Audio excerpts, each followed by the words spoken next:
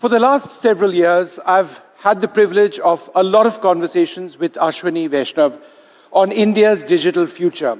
We've spoken about all sorts of things. We've spoken about the manufacture of semiconductors in India. We've spoken about India's AI stack. We've spoken about resilient supply chains. And he's a bit of a futurist. I am not, which is why when he told me a whole lot of things a few years back on how India and our digital future is essentially something that is upon us, quite frankly, I didn't believe him. I thought, ministers, they like to talk.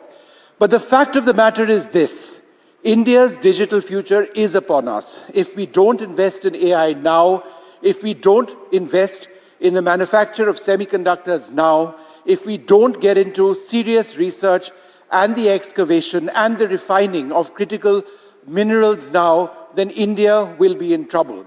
But that's at one level. There's the entire aspect of what he deals with, which is also policy. What about a policy on deepfakes? It is a huge concern. What about ensuring the data sovereignty of India? Again, that's an area that he has to look at very, very carefully. Thank you so much for being with us today. And let me start this by firstly asking you about what's the next big thing, because we've already had the India stack, which has looked at Aadhaar, it's looked at UPI. You're not stopping there, I hope. So what's next for us in terms of DPI, a digital public interface? In terms of DPI, we are going very big on digital credit.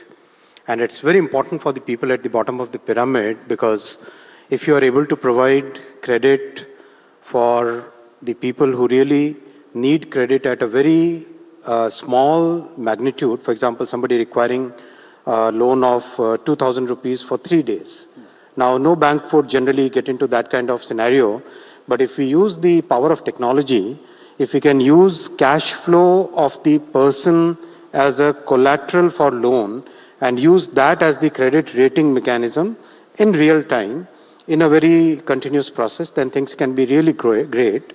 By now, we have done about $16 billion worth of digital credit, and it's progressing very well. Many of the pilots which have been done are giving very good results. One of the biggest enablers that we've seen in recent times, we heard the Prime Minister speak about this yesterday, was how through our digital network, healthcare can be provided through apps to the last person in the last mountain in the most remote parts of our country. Ultimately, this isn't about tech. It's only about tech as long as it helps people. That's what your function, your job is. Could you tell us how that, in terms of reaching out to the last person in healthcare through apps and our digital network, is saving lives? Absolutely. And India rolled out 5G at a pace which the entire world was amazed at. We now practically cover more than 90% of our country with the 5G network, and we are the second largest 5G network. We have the second largest 5G network in the entire world. That has helped us reach out to the areas which are really far-flung and provide services which hitherto would have been impossible for them to avail. And there we have used a combination of communication technologies, compute technologies, and AI to provide services which are really good. And the DPI stack has been the foundation for that. Let's talk a little bit about AI. Indian large language models, do you believe that is necessarily the future? If so, how is it progressing? So we have to look at the entire AI architecture, the entire stack, starting with the applications which are Indian corporates and Indian businesses, they are adopting in a very huge way, coming to the orchestration, that entire software layer between the hardware and the application piece, that we need to develop so that our digital sovereignty is properly protected, and nobody can have a kill switch which can kind of prevent us or isolate us from the entire technology stack.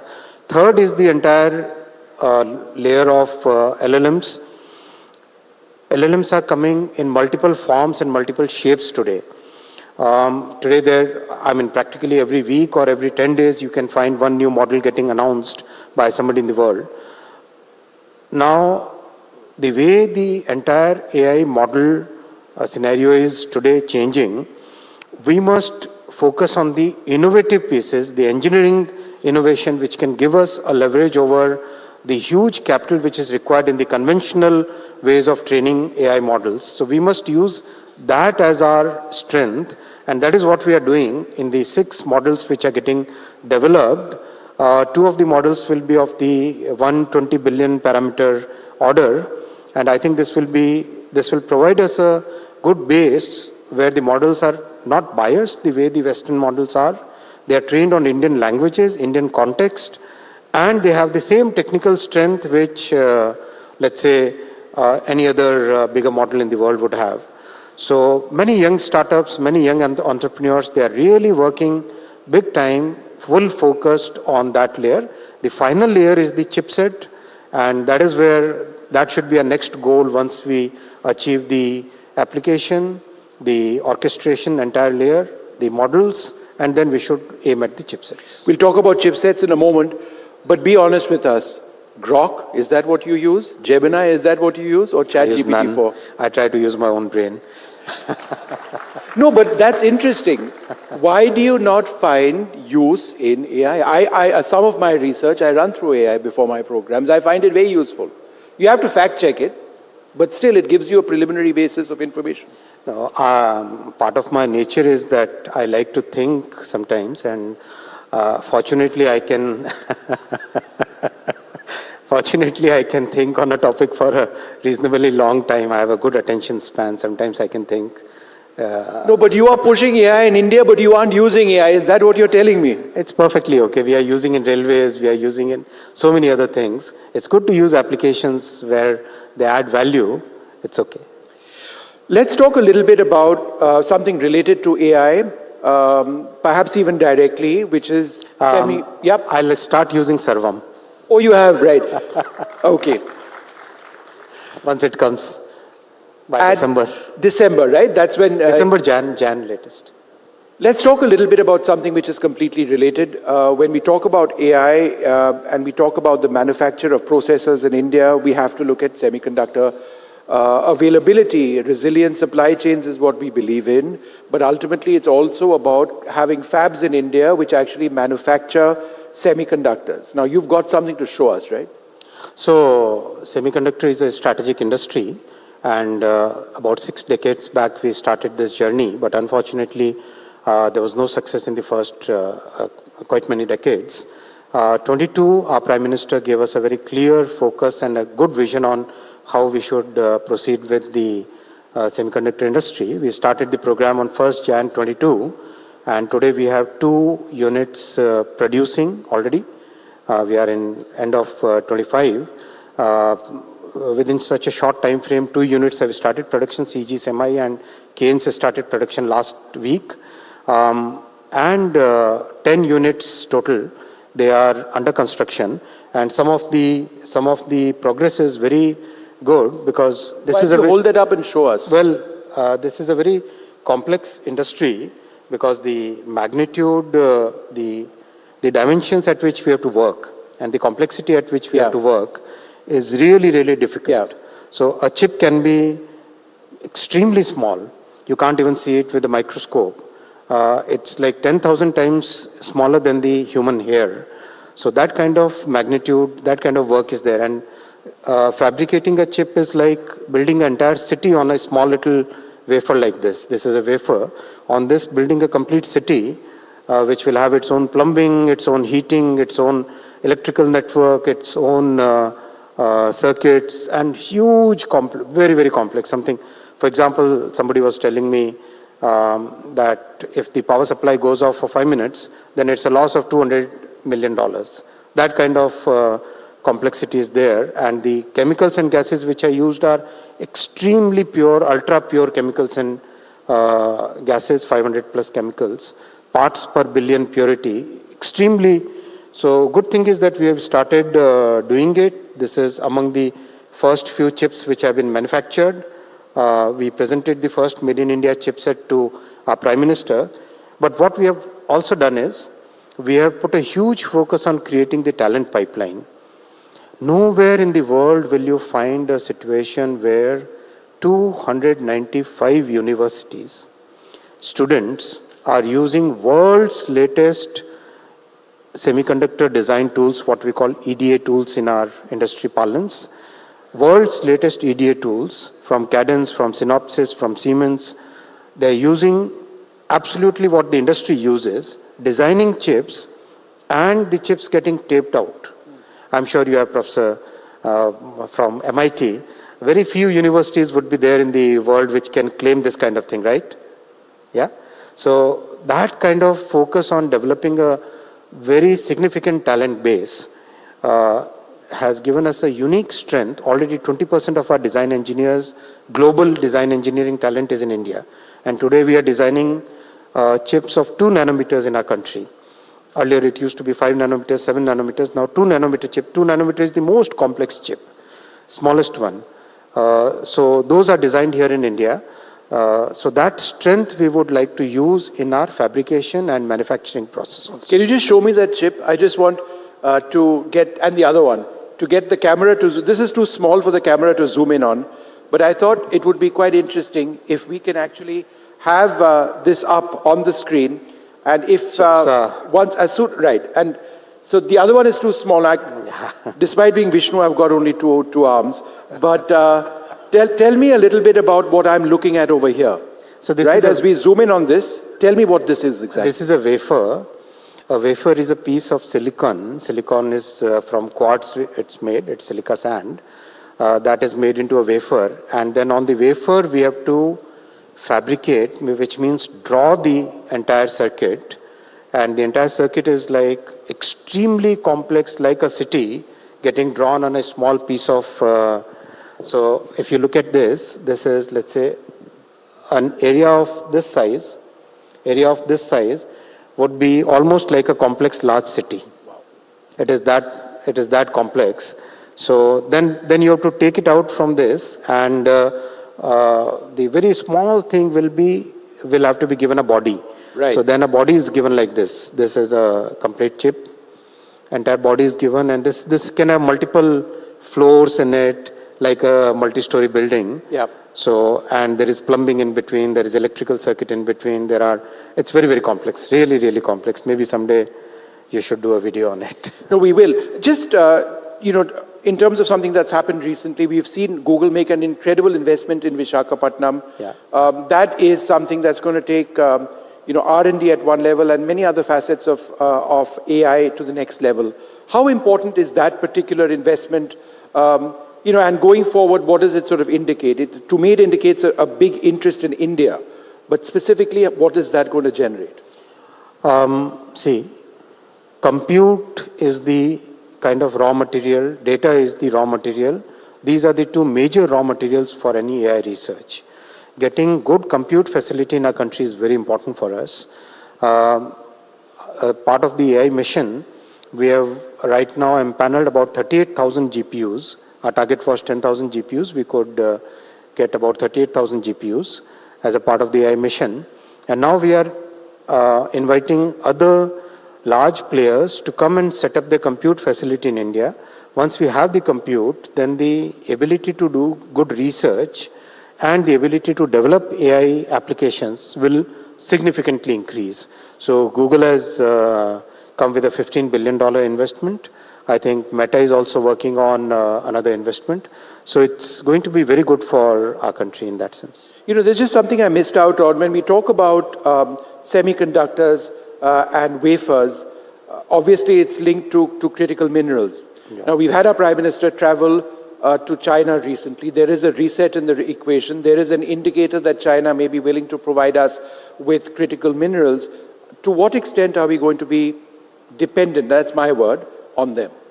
See, we have to be Atmanirbhar in critical minerals for sure.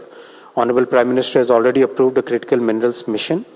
We have a good large deposits of rare earths, which is found on the beaches all the way from Odisha to Gujarat. This beach sand is a very good source of the lighter variant of the critical minerals. There are heavier variants, then there are lighter variants. So then we have partnerships with Brazil, with Argentina, with Australia, which have large quantities of the higher variants of the critical minerals. key is the processing capability. We are working with many partners for developing the processing capability in our country. There is one processing plant in Vizag. There are other plants which are getting set up. And I think over a period of next few years, we would certainly become independent, Atmanirbhar on self-reliant for the rare earths and critical minerals. There are a couple of important policy areas that you also are part of a team that looks at. Data sovereignty is important.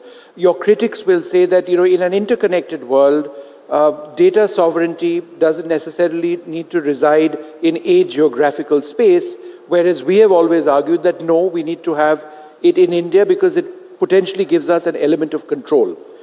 A, is that the case? And B, why are you so clear that data sovereignty must reside geographically within India? Data is the new oil. Data centers are the new refineries. The new economy which is today taking shape, in that economy, we must take control of the destiny. And we must make sure that the talent that we have in our country, that talent should find the opportunities here in our country rather than just going out. And that's why we have taken multiple steps. For example, we have recently announced a deep tech fund of $1 billion to begin with. We are now working with many entrepreneurs. Just yesterday, I had a couple of meetings with 2 more entrepreneurs who are planning to work on something very innovative. So we are continuously we are encouraging our startups and entrepreneurs to come out with new solutions, new ways of solving world's problems, solving our own problems, solving population scale problems, and also doing that deep research. So that's why it's very important that we keep that edge, keep that thing in focus, keep that entire goal in focus, rather than just becoming totally dependent on the big tech. Deepfakes is obviously a huge concern. Yes. At the same time, there are those who will say that, AI allows us to do fun things. It makes a young person look old or vice versa. There is a sense of humor that the government needs to have also. So let us play around with AI. Not everything is insulting to anybody. How do you draw that ethical line? Now, there was a nice video a few months back where all the all the political leaders, they were presented as young kids, and it was quite funny. I think, yes, that's a very interesting element of AI, and it should be encouraged. There's no harm in it. What's important is that we save the society from the significant harms which can be caused by using deepfakes, where your voice, your face can be presented to give out a message which is absolutely disconnected with you. So it's your right to make sure that your face and your voice should not be used in a harmful way for the society. So that's the thought process by which we are approaching this topic, and we would very soon bring out regulations on the deepfakes. You'll have regulations, yes, in terms of a law. We are approaching this entire thing in 2 ways. One is technical, second is legal. We believe that the world of AI cannot be regulated simply by passing a law. There has to be a technical solution to it. So we have this AI Safety Institute where people are working on very complex problems. For example, IIT Jodhpur has come out with a solution for deepfakes, and they can detect it with an accuracy of 90% plus. So that technical solution plus a regulation combined with it is going to be more effective than, let's say, the European Union, where they simply focus on regulating things. Our bias is more towards innovation. As a country and as a government, we are focused more on innovation. Simultaneously, we have to protect the society from the potential harms. So that's why we have taken the techno-legal approach to this. Let me ask you a follow-up to what I asked you a couple of years back. When it comes to Aadhaar or some of our other different digital public interfaces, the message during G20 is that this isn't just about India, it's about India sharing the knowledge of our digital backbone to countries who seek it, or countries who are friends of ours, countries in the global south. Since then to now, have we actually done that? More than 13 countries are using the UPI architecture, including many rich countries. Japan has given a patent to the UPI architecture. So many countries have taken our Aadhaar architecture for their digital identity. I think that number would be more than 50. Tell us a little bit more about that, because that's a big win for you, isn't it? It is. It wasn't just a policy statement, it was very much India's vision about transferring our knowledge and our tech around the world. The big difference that we made in implementation of this policy is we made the entire thing open source. We made it open standards. We made it open access. Open access, open standards, open source means if a country wants to implement this entire solution, they can absolutely be clear that their digital sovereignty, their data sovereignty, their citizens' privacy, all those will be absolutely protected the way they want it to be protected, correct? So that's why we positioned the entire thing, the entire stack, in a way which the people found very easy to adapt. And we said that we are absolutely fine, you give whatever name you want to give in your language, your country's culture, your ethos, but the soft power, for example, I feel like all Indians, we feel happy that the Hindu numerals, we gave to the entire world. It went to Arab, from Arab it went to Europe. The Europeans started calling them Arabian numerals, but they are basically Hindu numerals which went from India. We never charged any royalty for it, right? We believe that the knowledge that we created in our country as a civilizational country should go to the entire world, and that's our way of thinking. We don't send armies to other countries to conquer. We send our soft knowledge, our power to contribute to other societies. That's the way we think.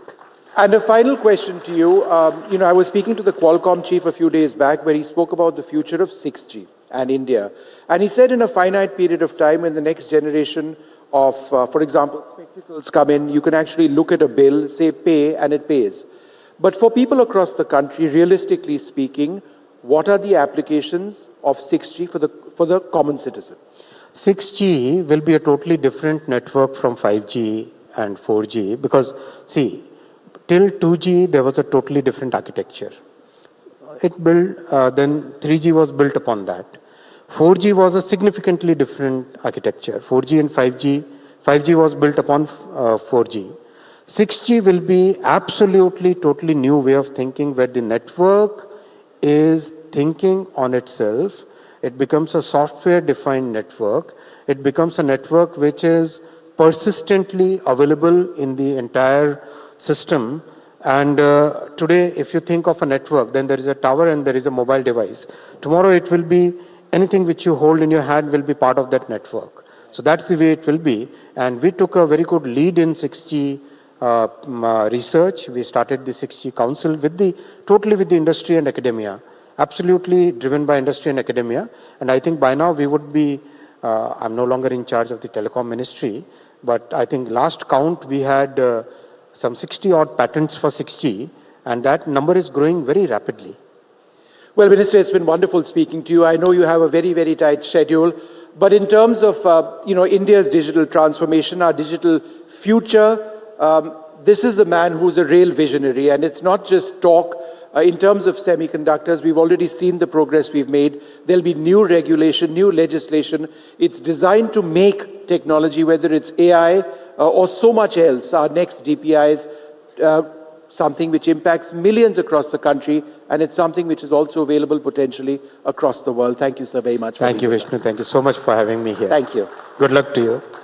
Before you leave, we've got a little memento for you.